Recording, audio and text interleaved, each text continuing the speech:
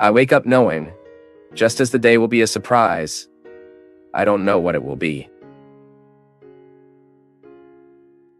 No matter how much I have a programmed, calculated routine, who said God can't surprise me? Who says something of a little girl can happen and provoke me a joy? I don't know. Who says this can't happen? So, looking at the life we have, this year we have, it's as if we gave God the right. Look, sir, I want to be surprised for a new time. I want to allow my destruction, that everything that has ruined in me this year, be a profound teaching that fills me with wisdom, that grants me the grace to identify everything that can be even more beautiful in me. Because this is our desire. It is making our way of being beautiful, beautiful, fair. True. The reality is very attractive when it condenses these three realities. She is beautiful. She is fair. She is true. When we are willing to live Christianity, we do not want to, but to allow the beauty of God to be reflected in us, that are reflected in our attitudes. How does a Christian recognize the other? The way you welcome. I can say, handsome, that I live the gospel, that I am minister of this, minister of that, I am a priest, I am a prophet. But if I treat a person who approaches, I give her a countitem, I froze in it a disbelief of my Christianity. Worse, I get unbelieving of myself, which is the great trap of the devil in us, is when it makes us get stuck in those petty shops that we know what we know from our Christianity, because it is not the judgment of the other who drops me. What I do when I lie my head on my pillow and I know I do not act Christian. It is like this, my people, increasingly allowing this light to reach our conscience, radically transform our way as we look at us, the way we look at each other. This light that floods our room, removing everything that is dim, which makes us stumble in the middle of the dark. When the room is too dark, it is a danger to walk in it. We stumble. We can get hurt because it is missing this light that guides you, which allows you to walk safely. And God enlightens our conscience more and more. This is the life project we need to have for 2015. That our conscience is increasingly enlightened so that God gives us conditions to recognize where we make mistakes, where we are petty, where we are not acting in a beautiful, fair, true way. Then we are entering the year as every Christian needs to enter. A responsibility that puts us hours of life we want to reap. So be honest. Look at the seeds you have sown in your life. Look at the seeds you have sown in the other's life. Brands of what is gone. Dreams we will have. We always need to articulate what is gone with what we will still have. Life is much more beautiful when we can manage these two realities, the past and the future, wisely. Even because the present, this moment we have now, is the two-stroke articulation. One that I no longer have, and the other that I didn't even expect. So this wisdom putting me on the possibility of seeing my present time as an opportunity to enforce the past I had, with all the difficulties, with everything that was painful to me, and at the same time, not allowing what to might was painful to keep me from dreaming a better future. You who participate in my life so directly, you who accompany me, you who are my friend. Yeah. When we identify people who are articulating dreams similar to ours, in a time where there is so much war, where there is so much disagreement around the world, we find people who are making their personal effort to establish bridges instead of breaking them. Don't allow prejudice to move us away from each other.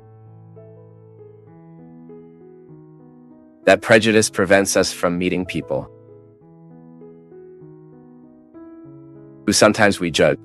In a time where the world has been so cruel, we have reduced cruelty in the space that is possible. You identify people who are doing this too. This generates a friendship, a Christian fraternity. Even if another is there in Indonesia and me here in Brazil, knowing that this man who loves in a different language with different customs is looking for the same ideals as me, makes me friends with him, even if we never attend to each other's house. Looking at the brands of what we lived throughout this year, learning for what we can live from now on. I say again, the difficulty of my year was very great, but at the same time so peaceful, so visited by hope. Because that is what God moves me, living. I cannot bear witness to my faith if I am discouraged with life, as much tribulations I have. Maybe you have heard me. One of the tough episodes of my life this year was that my house has literally fell. A very strong rain in Taubaté. The structure of my roof was not built as it should be to support a very large volume of water. Water entered all the conduits. I lost all of the wooden floor. I lost the rooms. The whole house plaster ceiling fell, collapsed. It was a very sad thing. I remember I was traveling, and when I got home, I've seen it for the garden. I've seen that something very serious had happened. It was on March 9th. When the teak waited for me to go down from the taxi, she hugged me already crying. I remember right as if it were today. She told me like this: "Please be calm with everything you will see." And when I entered, guys, it was a horrible view of seeing the fruit of your work. Your commitment. Your things. All of that just Luca, my puppy. And it was impressive how God healed me through that creature at that moment, Even those wide, alone, happy because I was coming home, not knowing the meaning of that destruction because he didn't even know that it was destroyed. He just wanted to find me. His friend had been 15 days away, traveling, and was coming back at that time. He had no intention of looking at me with some look other than the joy of seeing me. And it is as if, at that moment, God made me understand through the non-understanding of Luca, the tragedy, that life can always be beautiful since we find a reason, although it is small, for us to start over in our history. What is a destroyed house? Anything. Is it a financial loss? And what we can't allow is that the house falls inside us. What we cannot allow is that the structure that supports us can crumble through the problems we face. I don't have a child to hug me when I come back. Maybe you have. You may have people who can mean all your disasters, all your tragedies at the moment you get home and hug you. At that moment, Teek's hug was a livelihood for myself. But what God spoke in me through that creature, who does not understand anything about tragedy, to identify at that moment the voice of God speaking in me, just as Francis of Assisi said through nature, through the animals, committed me even more with all that I needed to drop inside me with that house. Because sometimes it's not just a falling wall, it's not just a roof that collapses, it's human structures within us that need to crumble. Our attachment, who knows? Our attachment to what is material. And suddenly when I looked at all that we can materially rebuild, and I saw my friend who could not have been rebuilt if he had been killed, just as we look at a father, a mother, a child. And you realize that this is not material that can be rebuilt. That if the disease takes us, if death shakes us, A wall you rebuild, a ceiling you tidy up, a gate that fell you get up, a garden that has been destroyed, you rebuild. Now a person does not mold. A human being will always be the greatest preciousness we can have in history, in our personal history. The love we love, the forgiveness we give, everything we live in the daily lives of our house, with our parents, with our brothers, with our friends. At that moment, the hug of Luca, that smiling look at me told me that. Glad you came back. Full stop. Glad you are here. Full stop. And then after we find someone who tells us, good that you are here, with a tail that swings or a voice that is possible to be said, how good you came. How good you came. How good you arrived. Good that you eats part of my life. So we're on the right track. My people, this year I want peace in my heart. So let's do our part, right? I want peace. I will build my relationships. I will close the doors that I need to close for everything that is harmful to me. I can have the courage to close doors, no matter how painful it is to close that door. Because I know that open door does not bring me peace. It is life change. New Year's Eve is a wonderful time for us to take stock. Trade takes stock. Trade identifies what gives damage and what not.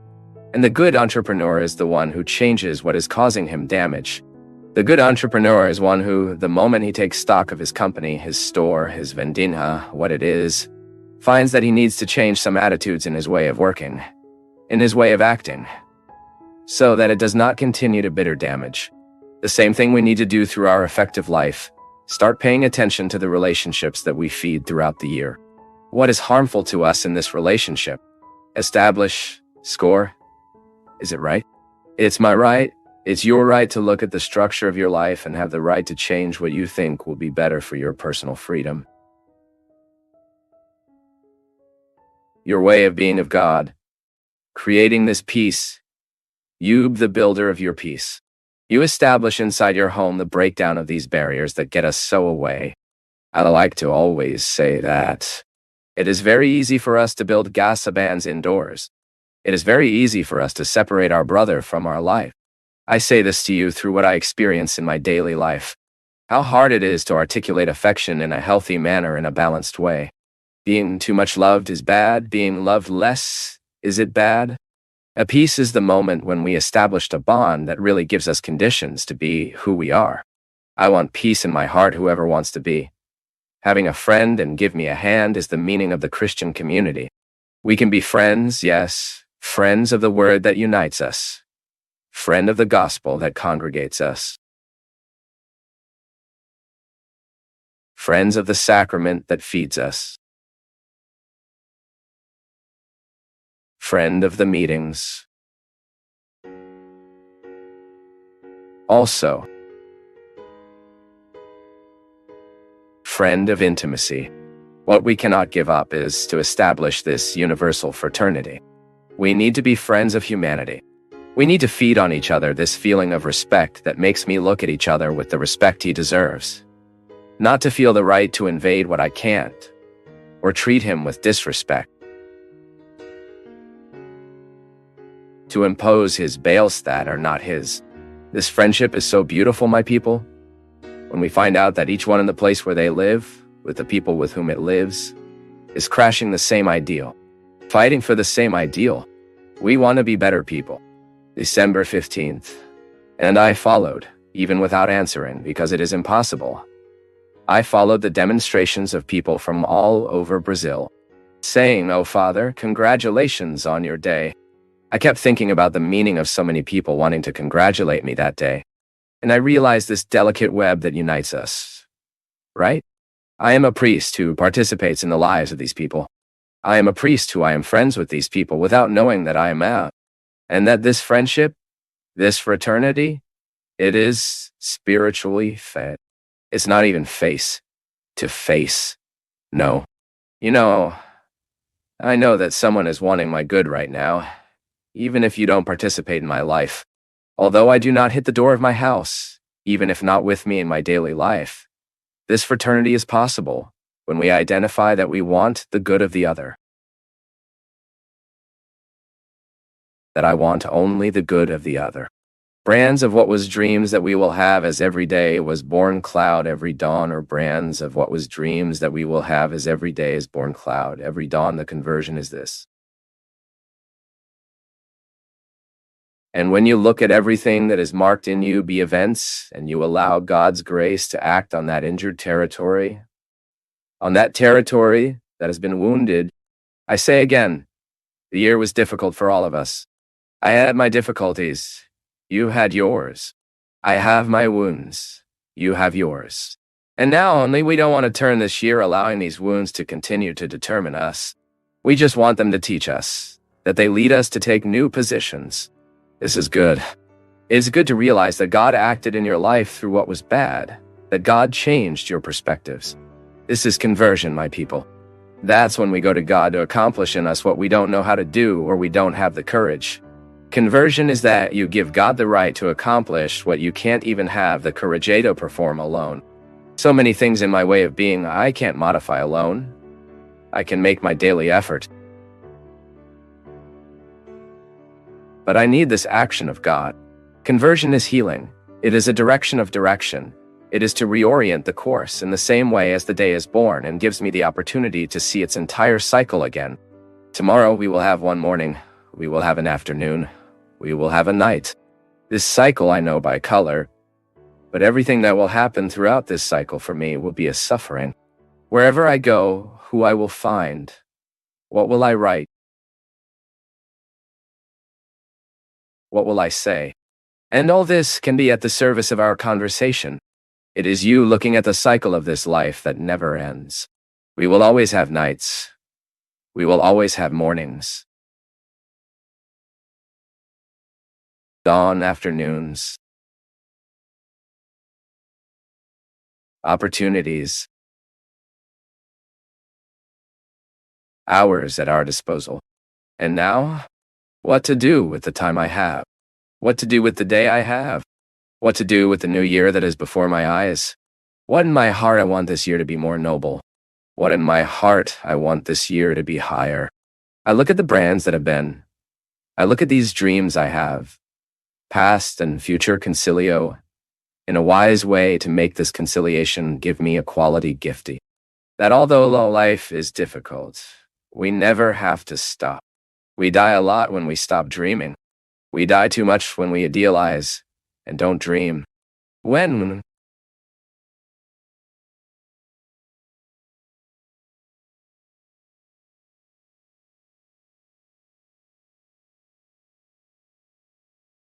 Thank you for joining us today at Path of Faith. Your engagement means the world to us. So please take a moment to leave your comments, like this video, share it with friends and family, and subscribe for more enriching content.